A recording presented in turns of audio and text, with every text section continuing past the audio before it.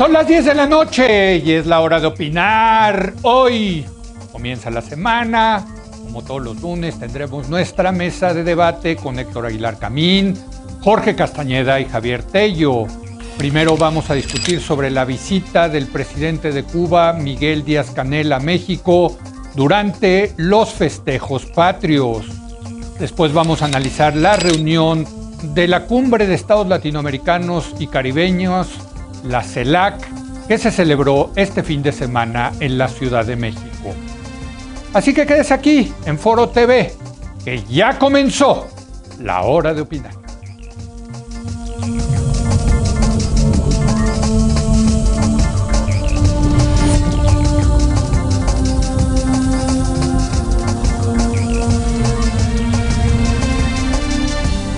Muy buenas noches. El presidente López Obrador invitó a su homólogo cubano, Miguel Díaz-Canel, a los festejos del 211 aniversario del inicio de la independencia de México. En el discurso del desfile militar, nuestro presidente dijo que el gobierno de Estados Unidos se ve mal utilizando el bloqueo para impedir el bienestar del pueblo cubano. Por su parte, Díaz-Canel aseguró que su país vive una guerra multidimensional con el bloqueo en medio de la pandemia del COVID-19. En fin, hay muchas cosas que analizar de la visita del mandatario cubano, de los discursos que se dieron en este marco donde los mexicanos celebramos la libertad, la independencia. Para debatir este tema, saludo a Héctor Aguilar Camín. Héctor, muy buenas noches. ¿Qué hay, Leo? ¿Cómo estás? Buenas noches. Javier Tello. Javier, buenas noches. Leo, muy buenas noches. Jorge, Héctor, muy buenas noches. Y Jorge Castañeda. Jorge, muy buenas noches. Hola, Leo, Héctor. Bueno, pues déjame empezar contigo, Jorge. Leí tu artículo en el blog de Nexos. Decías que invitó López Obrador a Díaz-Canel porque quiso y porque pudo. Y desde luego, pues estoy de acuerdo contigo. Pero yo creo que lo que hizo el presidente es aplicar esta vieja táctica priista de, pues para que nos veamos soberanos e independientes frente al imperio estadounidense. Nos reunimos con los cubanos, ¿no? Esa cosa que estaba, yo creo que en el manual político de los presidentes priistas, ¿no? Sobre todo en la coyuntura actual, donde Estados Unidos nos está presionando a México para hacerles el trabajo sucio en la frontera sur con los migrantes. Bueno, sí y no, Leo. A ver. Los presidentes priistas y, bueno, los dos del PAN, en efecto, siempre ese recurso para mostrar cierta independencia o para mandar un mensaje a Washington de cierta independencia, pero había límites. López Obrador transgredió dos límites, que no necesariamente es malo, pero sí los transgredió. El primero es que nunca se invitaba ni a Fidel Castro ni a Raúl Castro a una visita bilateral a la Ciudad de México. El último presidente de Cuba que vino a la Ciudad de México en visita oficial, bilateral, fue Osvaldo Dorticós en 1960. Ni Fidel, cuando vino, venía o a la toma de posesión a partir de Salinas o a cumbres diversas que se celebraban en Guadalajara, en otras partes, etc. López Portillo recibió 2 veces a Fidel en Cozumel y así sucesivamente. Lo mismo con Raúl, hizo una visita bilateral, pero a Mérida, con Peña Nieto. Entonces es una primera transgresión. No tiene nada de malo, pero por algo los priistas no lo hacían. Tenía cierta lógica de, primero, pues que no se moviera mucho. Con Díaz-Canel no existe el riesgo de que vaya a dar discursos incendiarios en CEU, porque pues no puede dar discursos incendiarios en ninguna parte, ni incendiarios ni no incendiarios. Ya vimos que la oratoria no es lo fuerte, digamos, no es lo suyo. El otro límite que de alguna manera se transgredió fue este de volverlo el orador principal, o el orador más bien, en el desfile o ante el desfile militar del 16 de septiembre. Que yo recuerde, nunca nadie habla en el desfile, ni algún extranjero, ni el presidente. Simplemente hay el desfile y se acabó. pero no es la Bastilla, pues el Día de la Bastilla en Francia, donde se invita a un invitado extranjero cada año, por cierto, no para hablar, sino solo para estar. Pero ese límite también lo transgredió, es decir, López Obrador quería mandar un mensaje, si eso era la lógica, no estoy seguro que lo sea, pero suponiendo que sí, pues con más vigor, digamos, con más énfasis, Leo, de lo que todos sus predecesores de la época moderna habían hecho. Quizás la pregunta es ¿por qué? Yo sigo pensando básicamente porque es fidelista, por castrofilia. Él venera a Fidel Castro, punto. Y segundo, porque lo puede hacer, porque Biden le permite lo que sea ahorita. Exacto, o sea, y yo sí pienso, Héctor, que salva cara el presidente diciendo, miren, nosotros sí tenemos independencia y soberanía y podemos invitar aquí al dictador cubano y en el contexto, insisto, de las presiones de Estados Unidos para contener el tema migratorio, ¿no? Pues salva una cara, pero presenta otra que no es precisamente la más recomendable. Yo creo que todo este episodio ha sido un asunto mal calculado por el presidente y por la Secretaría de Relaciones, porque hay que, me parece, verlo como en días continuos.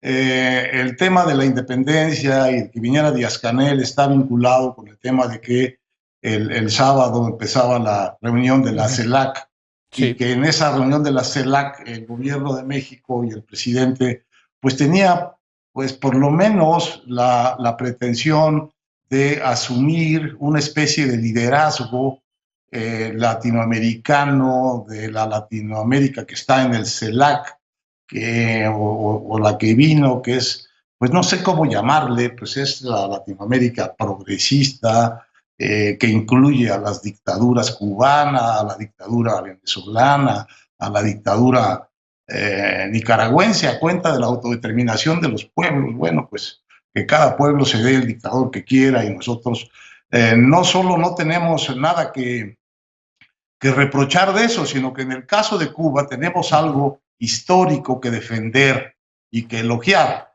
porque la dictadura cubana resulta ser ahora que no solo es una dictadura justificada por la agresión de que ha sido víctima estos años, sino que en realidad es un patrimonio de la humanidad.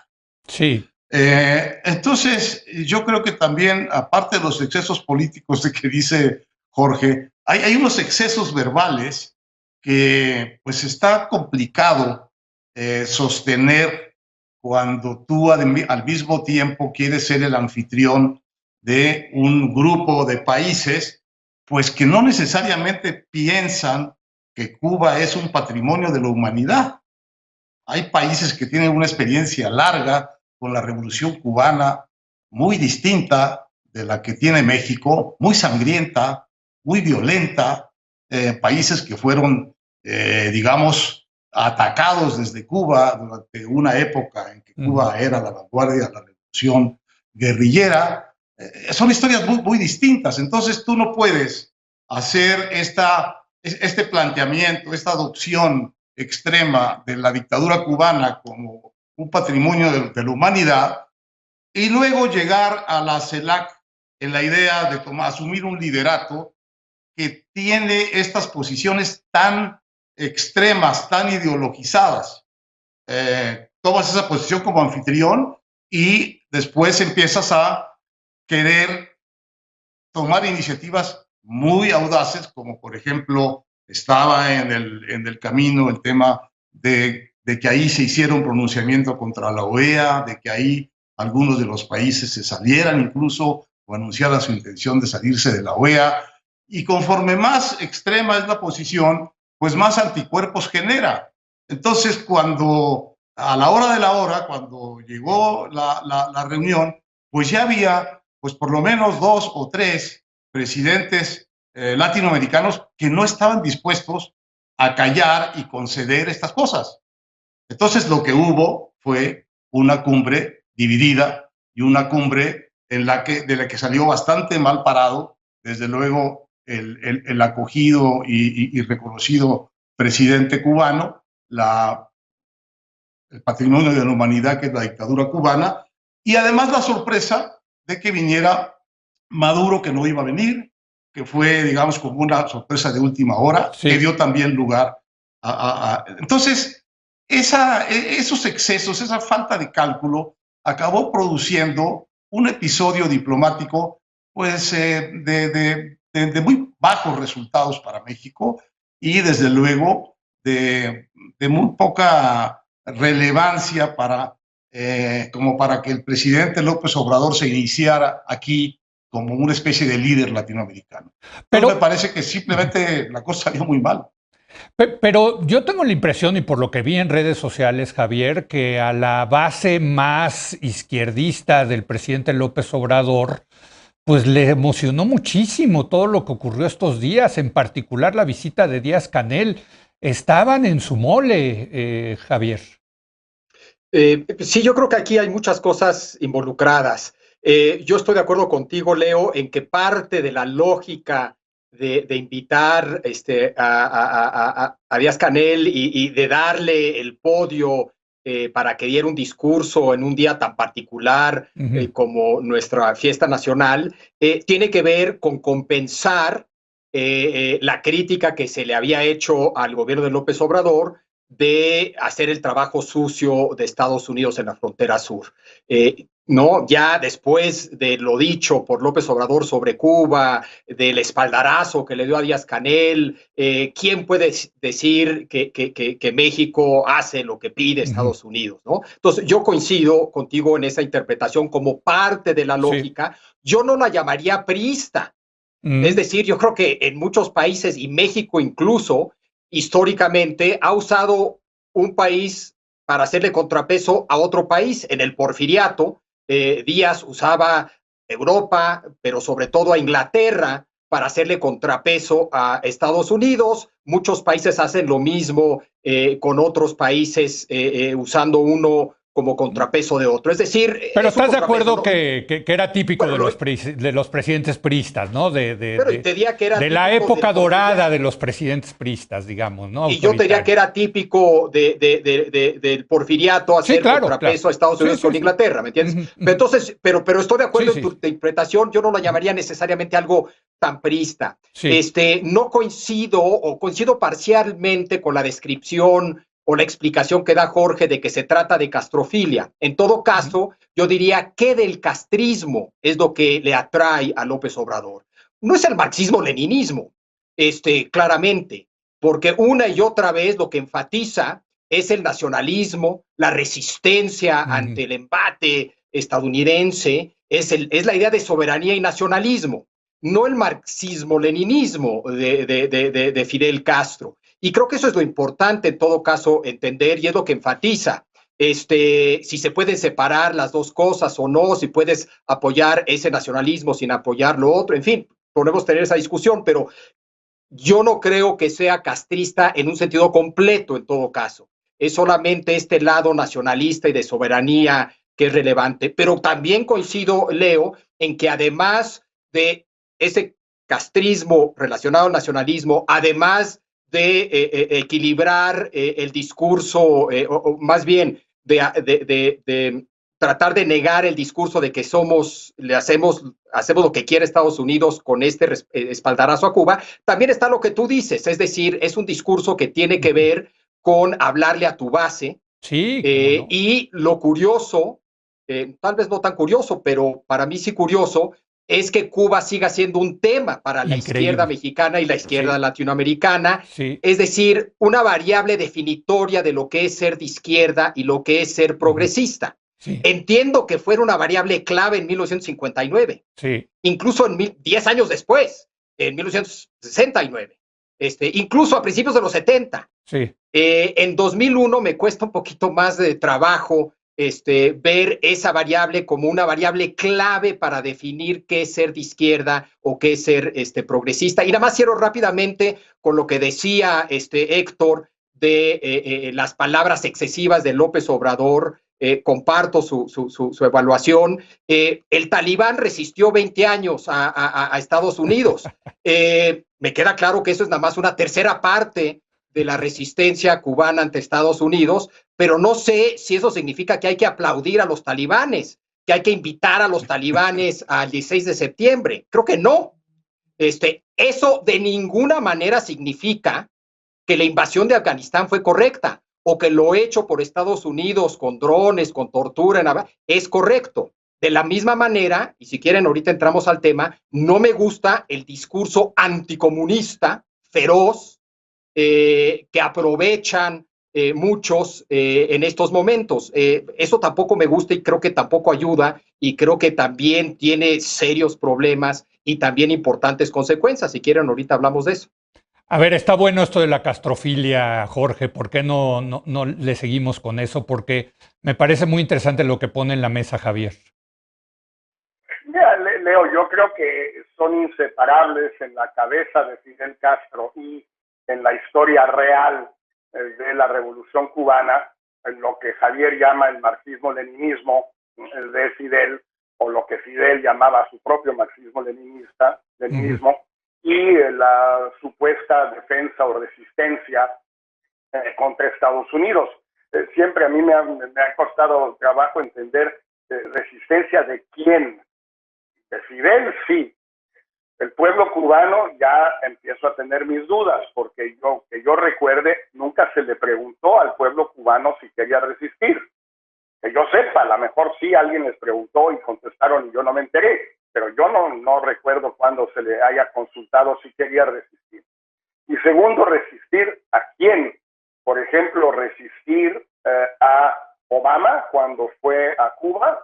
Eso es a lo que estaba resistiendo Raúl, ya no Fidel, o ahora están resistiendo a que Estados Unidos es el principal proveedor de alimentos y de medicinas de Cuba, o hace 5 años cuando era la principal fuente de divisas y de turismo, o resistir a, como le llaman los cubanos, la gusanera, que son los que mandan $7,000 millones al año a Cuba de lo que vive Cuba, pues, porque no viven de otra cosa, viven de eso. No hacen otra cosa. Están esperando las remesas. Entonces, yo creo que esa idea de que hay un nacionalismo en la cabeza de Fidel y en la realidad separable del régimen cubano, de la dictadura cubana, de la revolución cubana, pues a mí me parece muy difícil de sostener. Siempre han ido juntos, o siempre, por lo menos desde Playa Girón y la primera declaración de La Habana. Nunca ha habido una separación ni en la cabeza de los Castro y de Díaz-Canel, ni en la realidad. Entonces, yo creo que López Obrador le tiene una enorme admiración, reverencia, respeto a Fidel Castro en toda su complejidad y en el conjunto de atributos que tiene. Por supuesto que la parte nacionalista le gusta más a López Obrador, porque eso del marxismo-leninismo, aunque de joven seguramente le encantaba, pues sí se le complica un poco, se le enreda, y además es complicado, hay que leer esas cosas, y bueno, da mucha pereza. Pero yo no creo que lo busque separar, ni que sea separable. Y también creo que le tiene un enorme respeto a Fidel Castro por los supuestos logros de la Revolución Cubana, educación, salud. Pero Jorge, a ver, Fidel Castro ya no está. Fidel Castro ya se murió. Raúl Castro, su hermano, ya se retiró. Estamos frente a un burócrata, perdón que lo ponga así, que utiliza pisacorbatas como si estuviéramos en los años 50, hombre, por favor. No, en la cabeza de la izquierda mexicana y de López Obrador y de todos ellos no ha muerto Fidel. Fidel nunca muere, Fidel es inmortal, es como el Cid Campeador, él no puede morir y no va a morir, y así esa es la realidad en que ellos tienen en su cabeza, es Fidel. Este pobre tipo pues es en efecto un sucesor, un burócrata, un aparato, es una especie de Brezhnev. Que pues, cayó parado. Sí. Pero eso es lo de menos. Además, Raúl sí vive y Raúl fue al aeropuerto a despedir a Díaz-Canel, a desearle lo mejor y darle algunas palabras de aliento antes de emprender su odisea a México, el gran mal revés, digamos. Sí, ahora el gran Mazarcó de La Habana camino a Tuxpan. A ver, Héctor, esto está bueno, porque también quisiera meter lo que decía Javier de cómo es posible que para parte de la izquierda mexicana siga siendo un referente Cuba, hombre. Mira, Leo, la verdad yo no sé a estas alturas de la pelea qué es la izquierda mexicana, de qué tamaño es y de qué tamaño es ese entusiasmo que tú has registrado en las redes, porque yo no he registrado gran entusiasmo, por lo menos en el entorno de los colaboradores del presidente, del gobierno de la República, pues yo no he visto grandes efusiones de acercamiento, de reconocimiento, de elogio a la valentía con la que el presidente ha reafirmado la solidaridad con Cuba de frente a quién sabe qué presión de parte de los americanos. La verdad es que yo creo que eso es una especie como de burbuja fantasmagórica de una situación que ya pasó, que pasó hace mucho tiempo, como dice muy bien Javier. A lo mejor en los años 60, en los años 70, pues tenía alguna cierta densidad esta idea de que había que defender a la revolución cubana. A estas alturas de la pelea, decir que la dictadura cubana es un paraíso es un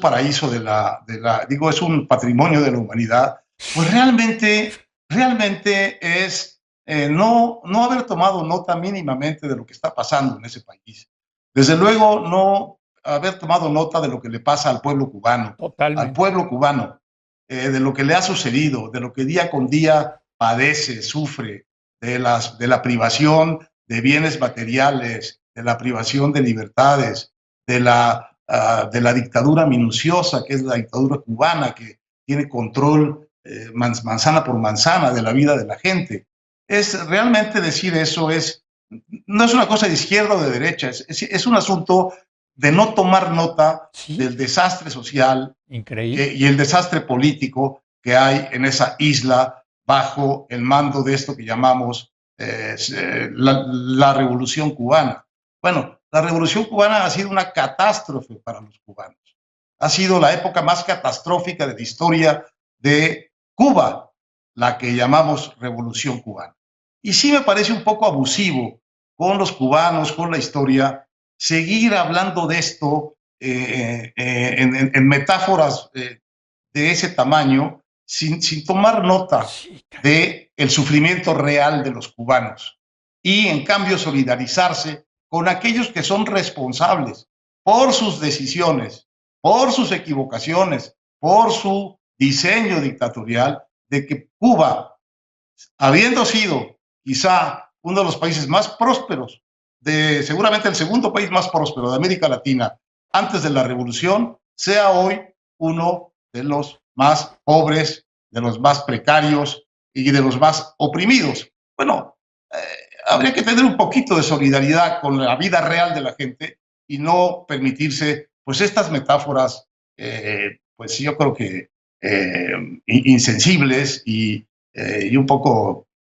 delirantes de que esta dictadura debe ser reconocida como un patrimonio de la humanidad. No entiendo. Y fíjate, Javier, que tú decías que del otro lado se aprovecha esto para decir, ya ven, ahí viene el comunismo, lo que quiere realmente el presidente es el comunismo. Le da fichas, digamos, a sus opositores en esta polarización que tenemos en México, el presidente, con esta visita. O sea, por un lado emociona, excita a su base, pero también la del otro lado, que también, yo eso sí lo registré en las redes, pues nos dijeron, ya ven, ahí está, mira cómo recibe al dictador cubano. En efecto, yo creo que se escucha ese discurso anticomunista como discurso político, cuyo significado es toda izquierda es en el fondo estalinista. No hay proyecto de izquierda que no termine en autoritarismo. Cualquier intento de un cambio, un giro a la izquierda, tarde o temprano, termina en una dictadura. Ese discurso, a eso me refiero con el discurso anticomunista. Obviamente se vale estar en contra del comunismo, se vale argumentar que como proyecto, todo eso, claro que se vale, pero eso es muy distinto al discurso político que trata de juntar a Castro con izquierda y a izquierda, toda la izquierda. Es igual de equivocado ese discurso como cualquier discurso que ve en la derecha un proyecto pinochetista, que toda derecha tarde o temprano termina en una dictadura militar tipo Pinochet. Pues claro que no. Ambos discursos a mí me molestan mucho por falsos, por maniqueos, por demagogos, por muchas razones, ¿no? Y sin embargo, en estas coyunturas, una y otra vez, vemos que se aprovecha el momento para sacar ese discurso. Y creo que también es bastante lamentable. Y lo vemos, ¿no?